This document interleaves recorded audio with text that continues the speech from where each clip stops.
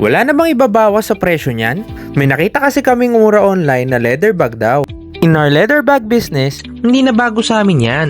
And along the way, we realized that not everybody is our target market. Ba't hindi na lang namin babaan ang price ng aming mga bags? We can't do that guys dahil lahat ng aming gamit na materyales ay premium at high quality at hindi synthetic material. Ayaw namin gumamit ng low quality substandard materials sa paggawa ng aming mga bags.